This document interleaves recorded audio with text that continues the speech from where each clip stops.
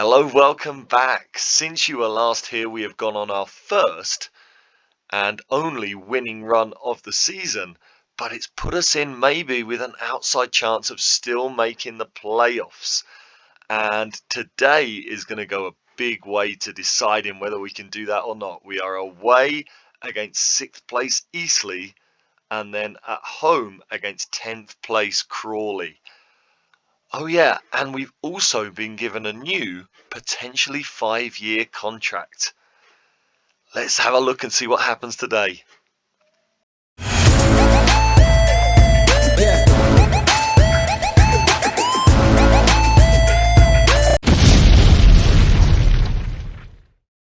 Hello everybody, welcome back to another episode of Dog Turds into Diamonds, here with AFC Rushden and Diamonds. We have now had more than 50 episodes, which is absolutely fantastic. And we start off today just having a look at our manager profile. We have got a new 3-year contract. We're contracted until the end of June 2030 to be AFC Rushden and Diamonds manager. We've taken a huge pay cut just to help the club's finances. We're on £130 a week for the next 3 years. But also, we have got a clause in the contract that if we get promoted to the Football League, we automatically get a 2-year extension. So it's potentially a 5-year contract. Obviously, getting promoted is going to be a big ask because, I mean, you've seen our struggles the last 2 seasons. Being a semi-professional club with low reputation in this league is very, very difficult. But yeah, I mean, it's really, really pleasing. Now, as you know, for the entirety of this season, I've been really worried that a new contract would not be offered because of our struggles in the Cups and the league. So how did this come about? Well, it came about because since you were last here, we had a couple of disastrous results and then we made a few little tweaks and we've gone on a pretty decent run. When we were last here, we had that sensational away win at 2nd place Chesterfield, inflicting only their 2nd league defeat of the season. And we talked about how that could be a turning point and how we could now go on a run and really push for the playoffs maybe. Yeah, it didn't really work out that way. Straight afterwards, we lost at home to Aldershot, who are battling away in the relegation zone. We lost 1-0. It was just a really, really flat performance. James Price missed a whole bunch of chances. We were the better team statistically, but we just weren't clinical. And it just seemed like if James Price didn't score, nobody did. We then went away to Yeovil, who were, well, with this victory against us, they went above us in the league. They are another mid-table side who are trying to put a run together to make playoffs maybe. Yeah, we lost 4-1. George Lloyd did get a goal for us, but it was nothing more than a consolation. We were really, really poor. After that, we responded really well against AFC Telford, who are also struggling against relegation for the season. We beat them 2-0 at home. It was a really good performance. As you can see, George Lloyd scored again, and Akeem Azonwafor had a really, really good performance, got a goal. And again, it's just the story of the season. So inconsistent. It kind of felt like, are we getting anything together or not? We went away to Solihull Moors, who are another relegation threatened team. We lost 1-0 to them as well. Again, just a really stale performance. So from those 4 games that I thought were winnable and could be 12 points on the board, we ended up with only 3 and we dropped down to, I think, 14th in the table. It was really, really depressing. We then played at home against AFC Fylde, who I think are in 5th place in the league, going really well. And the story of our season, it kind of seems like against the top teams, we haven't done badly at all. But against the teams that we really should be beating, we've been ever so disappointing. Here against Fylde at home, you can see we were the better team. We really picked up in the second half. We started off kind of showing them a lot of respect. and they did get 1-0 up against us, although we did have the better XG. The second half, we went more attacking. We started pressing them. James Price started on the right wing. George Lloyd did not have a good game. We moved Price into the striker position, and Bekja, our young striker bought in from after being released by Chelsea at the end of the season, he came on, actually got his debut on the right wing. We moved James Price into the striker position, and he got the equaliser for us. So it was another good point against one of the top teams. And Albie Bekja, as you can see, he's had 3 appearances off the bench now. He's got an assist. He's played well. He's got a 7 rating. And our young star of the under-18 team is really coming on leaps and bounds. Really pleased for him. We have had a fair bit of fixture congestion, which has allowed us to, well, it's not allowed us, it's really demanded of us to use more of the squad. So you can see on the bench here was Magasuba and Bekja. We also had a new signing who started this game, and you can see in this particular game he was absolutely abysmal. Jack Sparks became available, and I thought he was such a good player. I didn't really need him, but I just thought he was such a good player that it just made sense to bring him in. He's on a non-contract. What does he get per game? I think he's on a decent wage per game, £300 a game and £120 if he fails to come off the bench. Yeah, I mean, he's got fantastic crossing ability. He can play left back. He's got decent tackling, even if his marking and heading is not that great. But he's got decent tackling. He takes a good free kick, a good corner. But his crossing and dribbling ability is superb. So it makes him a really good option as a left back, a left wing back, or as an attacking winger. Mentally, he's not bad. It was just a really good deal.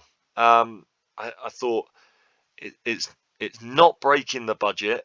He's been playing in League One and League Two for Bradford City and Exeter before that. I mean, he's got real pedigree. So he's got Football League pedigree. I just thought it was a really good cheap deal. Yeah, he hasn't had the best of starts, a 6.56 rating, but he's a decent squad addition, I think. So yeah, he didn't play well here, but fortunately we got the result. James Price, once again the scorer. And after this game, I kind of had a period of, because I've got other things that I have to do in my life, like work and stuff. So I had a few hours of not picking up the game. I went to work, I was doing my thing, and I just had running around my head, what can I do with this team? Because it's clear that when we don't play 2 strikers up front, we struggle for goals. It was the reason I changed from the 4-2-3-1 at the start of the season, because we just couldn't score in the early games. And we got to a stage where if James Price wasn't on the score sheet, we were barely scoring. So I was thinking about it. I thought, well, maybe I could use a 2-striker formation, which basically maybe uses one of the strikers as a winger when we are not in possession. So I had the idea of maybe playing with 3 strikers and just sending them out to mark when we didn't have the ball, or again kind of thinking about how we could maybe adapt to a 3-man defence, or maybe if we could play like a Ralph Hasenhüttl 4-2-2-2 or something like that. I had a lot of things going around my head. In the end, this is what I settled on, and it got us a brilliant 1-0 win away to Woking. Have a look at this. This was the way we've set up since that AFC Fylde game. All I've done is just moved Hardy across into a right-sided forward position. He's playing as a pressing forward, putting the defence under pressure. It has really started to provoke mistakes from the opposition defences that James Price has been able to capitalise on. I also moved Gibbs into a supporting role. He was previously an advanced playmaker on attack, trying to get forward into those spaces around the striker and joining tap, but because he's not really a goal scorer, it wasn't really having much impact. He's not like Lloyd Hughes or Jack Brown before him.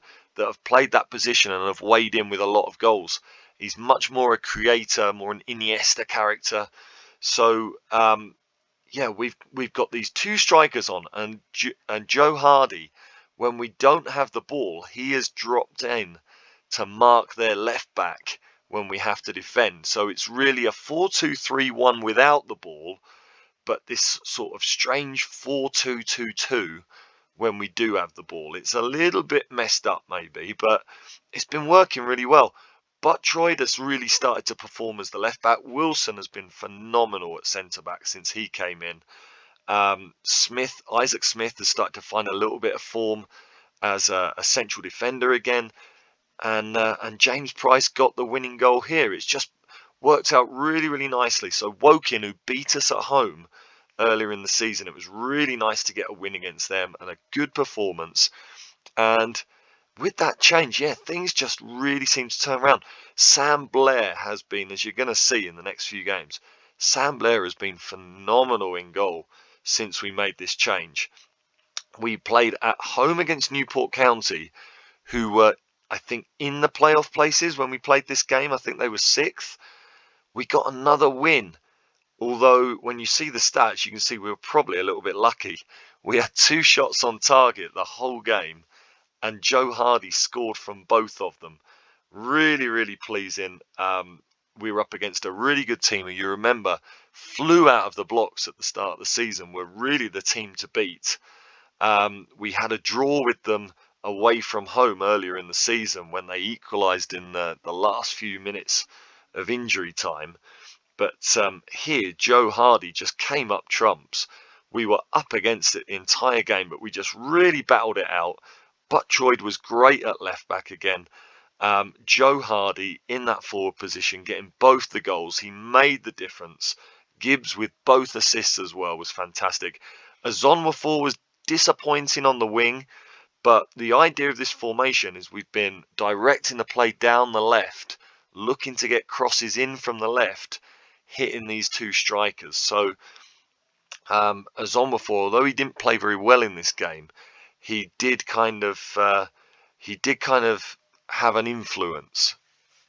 So yeah, I mean, yeah, we weren't the better team. It was a bit of an FM in, but I mean, we've had so many FMs against us that I'm kind of happy to take this one. So a really, really pleasing win.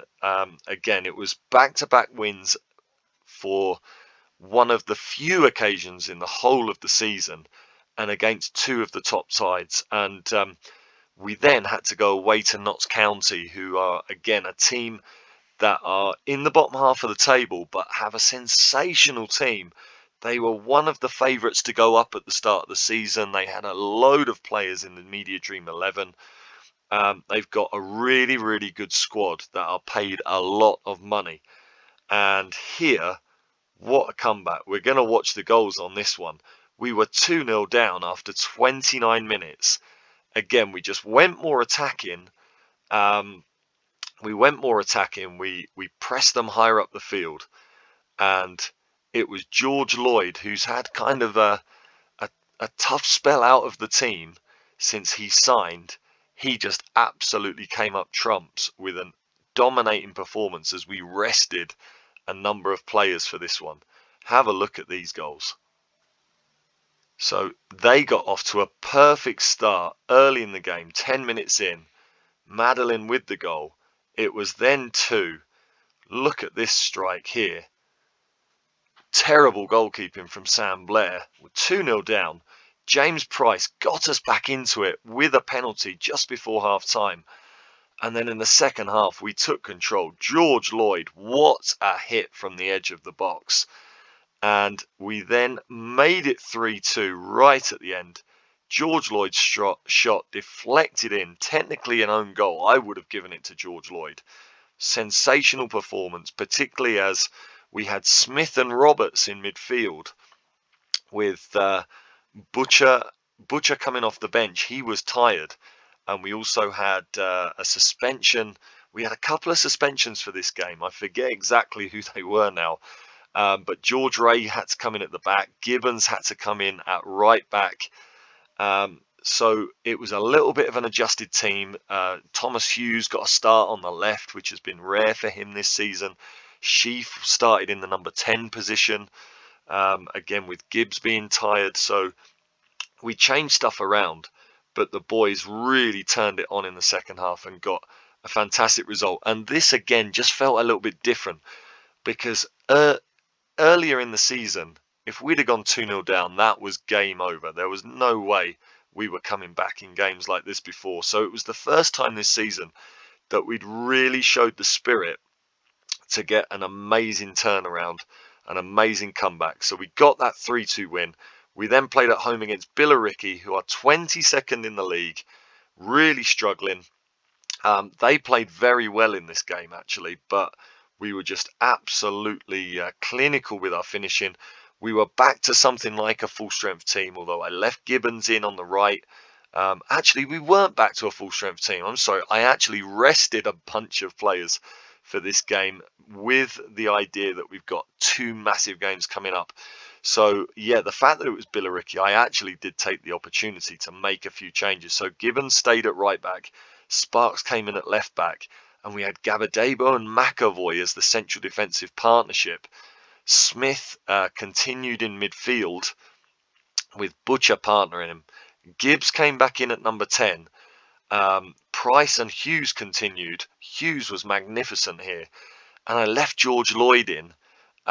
Joe Hardy has been needing a rest, so it was a good opportunity to rest him, although I did have him on the bench in case of emergencies. And look at these goals here, and you're going to see George Lloyd has basically played himself into the starting 11 for this next game and is keeping top scorer Joe Hughes out of the side. Look at these goals. I mean, we just had the perfect start with the first attack of the game. Sparks into Hughes. Hughes sets up Price. His shot is blocked, and George Lloyd heads into an open goal. A wonderful Hughes free kick, rolling back the years there, Thomas Hughes, back to his Central League days before a brilliant finish from Price set up by George Lloyd. And it was then 4-0 when Staunton crossed in for young Owen, our Birmingham City loanee, to score on his debut. They then got a consolation, hitting the bar. Hill puts in the rebound, but it was a really, really top performance and just absolutely clinical. A nice little shout out here to our young Birmingham City loanee. You'll remember that Riley Owen was one of my, I don't know, what's the word for it? It's kind of a box of chocolates signing. You know, you never know what you're going to get. He was one of these signings that I couldn't see all his characteristics, all his ratings. I just went ahead and confirmed the loan. It's not costing us anything. And it turns out he's a really good dribbler with a decent enough first touch and cross. A decent passer as well. Good off the ball. Loads of flair. Apart from that, the mental capacity of a gerbil. But he is also a fantastic athlete with amazing pace and agility. So, yeah, he came in for this game, came off the bench, dream debut. Absolutely fantastic that Riley Owen showed himself to be an option. We've had a lot of fixture congestion and we've just had to rest a number of the squad. So it was really nice to be able to change things around the last couple of games and still get the results. And that has all set us up here for this amazing game against Eastleigh. We've only had 3 days rest since Billericay, but we've been able to rest pretty much all the starting 11. So I think we're in a good place. And we then get 4 days rest before Crawley.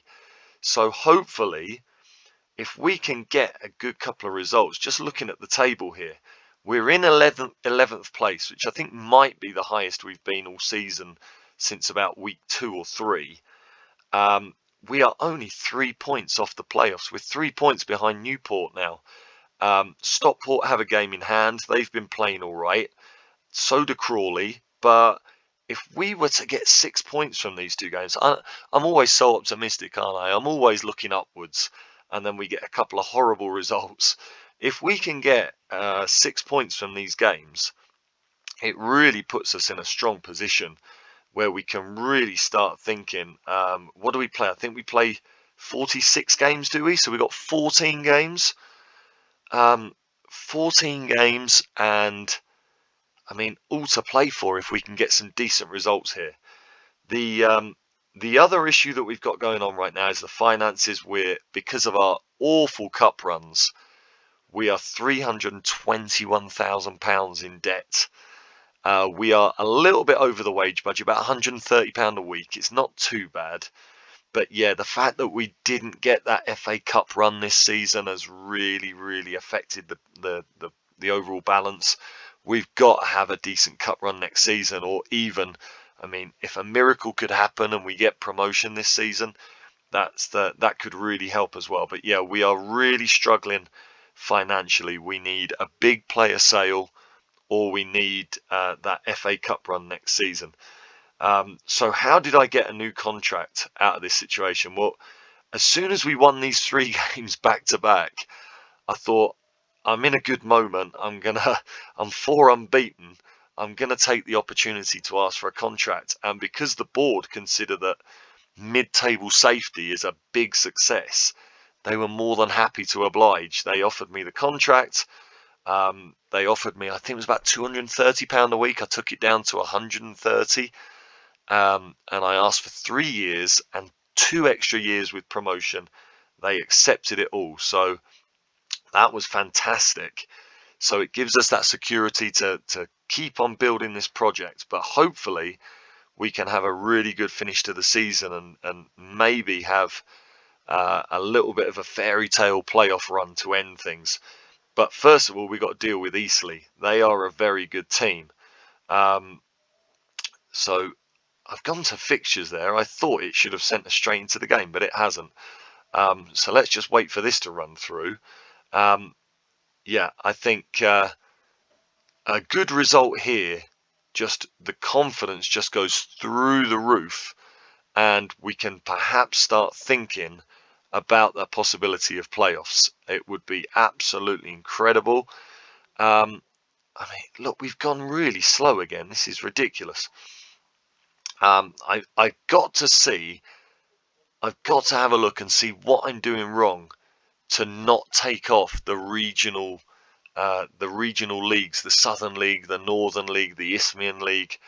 I've got to see what I can do to get those leagues off at the end of the season, because now 6 seasons in, having all those leagues loaded, it's really starting to slow the game down at times. Not all the time, but like, for example, right now that we've been waiting to get into this tactical meeting forever.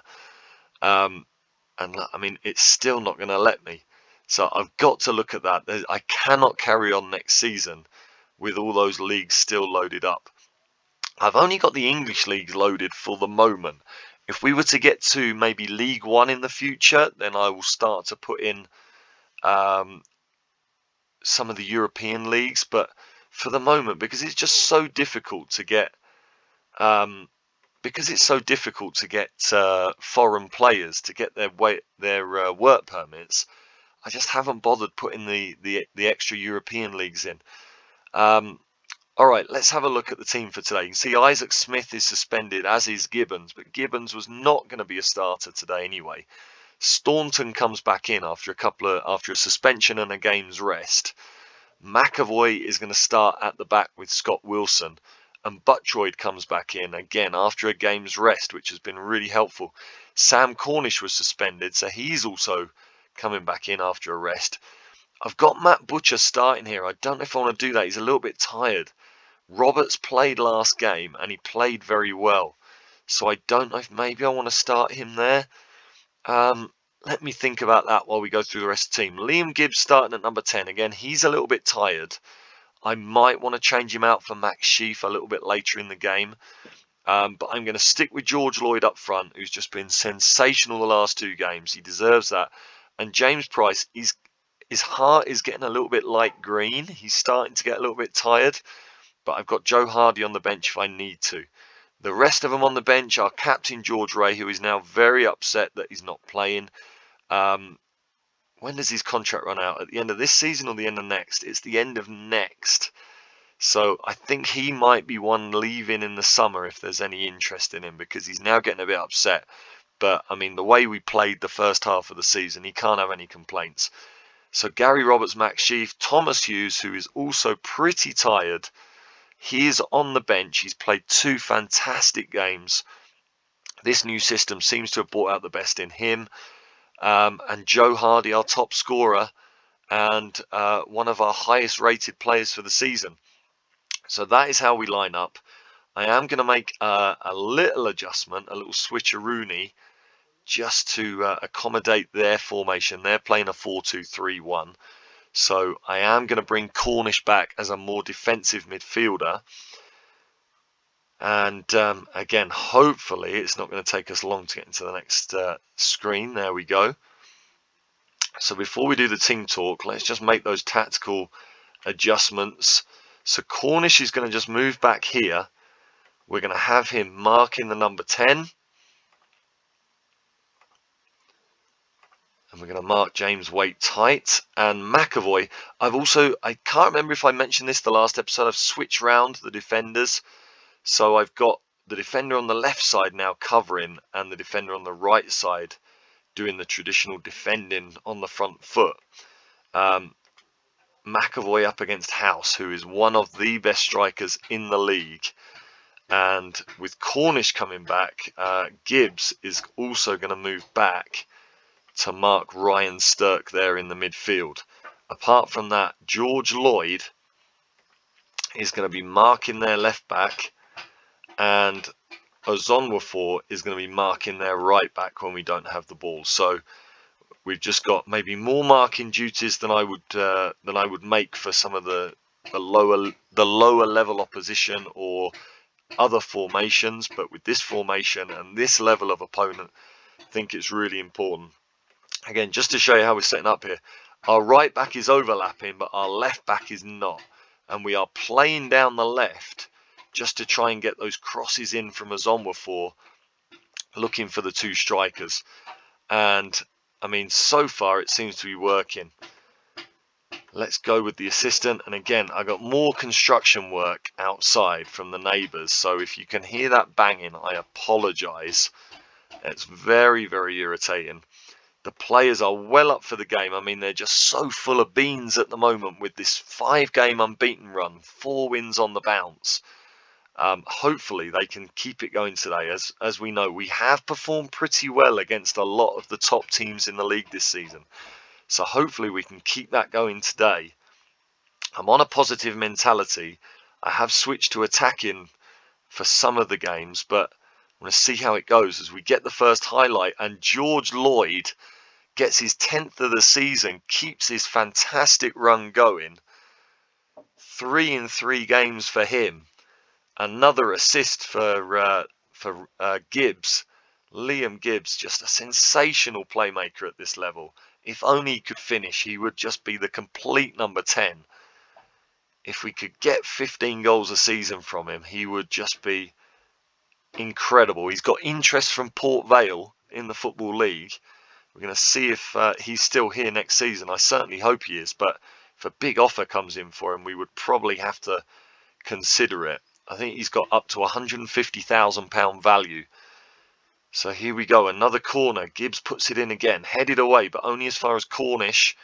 Can we get it back into the danger area? Cornish goes all the way back to Buttroyd. Buttroyd to Wilson, to Cornish again. Butcher into Price. And James Price gets his 12th of the season. What a performance so far today. Eastleigh just don't know what to do with us. Absolutely fantastic. A lovely through ball from Butcher, and Price with a strike from range.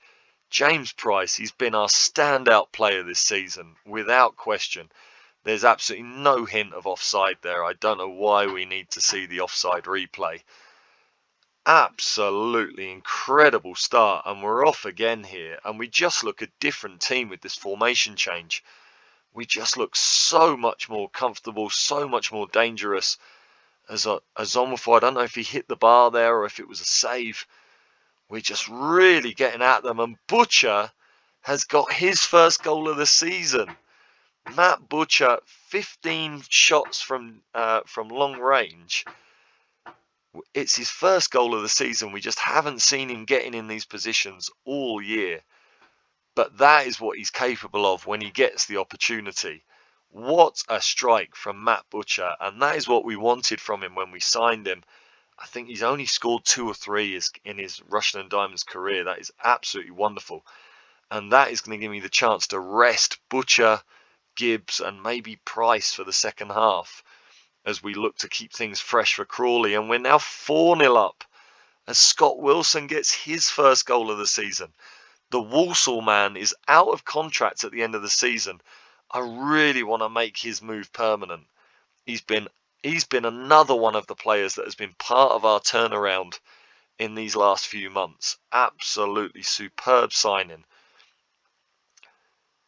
And they finally get the opportunity to have a bit of the ball. We're being kind to them. We're letting them know what the ball actually looks like. And they are in with House, and it's 4-1. Ben House getting away from McAvoy. Really poor marking there. I mean, it was just the long ball forward. And McAvoy gets done there in a little bit of a tangle with House. And you cannot give House chances like that. He is one of the best in the league. But hopefully we are still comfortable enough that there's no way back for Eastleigh, I would hope. Buttroyd does really well to recover there. Is there even a 5th goal in this? I mean, the difference in our attacking play with this formation has just been ridiculous. As George Lloyd, has he won a penalty? He has. Price gets a chance to get a second from the spot here for his 13th of the season. And there's just no messing about there. 5-1. James Price. Absolutely fantastic penalty. I mean, it was close to the keeper, but he didn't even bother moving. I think he was probably scared of putting his head in front of it. What a finish. 5-1 at half-time against the 6th place team in the league in their own backyard. What a performance. Let's make some changes here. Matt Butcher, we want him fit for... I think I'm going to give Gary Roberts a game here. The youngster deserves another appearance. He did sign a new contract. I think the last episode we spoke about how he'd got contract offers from some other clubs in the Nationwide League. Fortunately, he accepted a new contract with us, a part-time contract. So he's going to come in. And I think I'm going to make 2. I think I'm going to bring Liam Gibbs off as well for Max Sheaf, just to make sure those 2 really important players are 100% fit for Crawley. And James Price, I'll leave him at the moment, but the idea will be to get Joe Hardy on for Price a little bit later on. What an incredible performance. What can you say? 5-1. Let's get into the second half. And, I mean, it really does just signal. And there you go. Malachi Linton has come on for them. The ex-Kettering striker in the Southern League, of course, who we had on trial and chose not to give a contract to. He is absolute grease lightning and can finish. As they hit the post early on, they're going to have to really go for it now. But you would have to think there's no way they can get anything out of this game, surely. George Lloyd also getting a bit tired. Do I take off Lloyd or Price? I might take off Lloyd because his position requires him to do a lot more running than Price's position. So I think if I leave Price on, I think he's going to conserve his energy more than George Lloyd will. So I don't know. It's tough. What do I do? Yeah, I'm going to bring George Lloyd off. Joe Hardy comes on. Price now just 1 goal behind Joe Hardy in the goal scoring charts. And that means McAvoy is going to be absolutely dead on his feet by the end of the game. But I will be bringing Isaac Smith back into the defence for Crawley. So I'm not too worried about that. Let's get Joe Hardy. He's had a couple of games rest. He was very tired. He needed a rest. So hopefully we've now got him fit and firing for the games to come. And look at this performance. 15 shots on target today. Absolutely superb. And we've now got another highlight. I would love to see a 6th goal here. But we're not going to get it with headers like that from Azonwa 4. They now have a corner. I don't want to concede any more here. 5-1 is a very nice dominant score. Off the bar and headed away, I think it was there, wasn't it? So no more goals in the second half, but a wonderful, wonderful performance. And I think we have got to be really scaring the rest of the league with that. That is without doubt our performance of the season. Absolutely incredible. George Lloyd and James Price are just on superb form right now. I could not be happier with the way the team has been playing, and it's now 5 wins in a row. So we will leave part 1 there. We are going to be back for part 2, and we will be taking on Crawley to see if we can threaten the playoff places even more.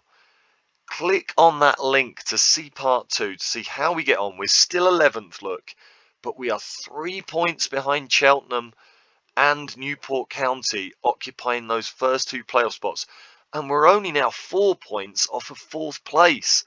I mean, this could turn into something very special if we can keep this form up, couldn't it?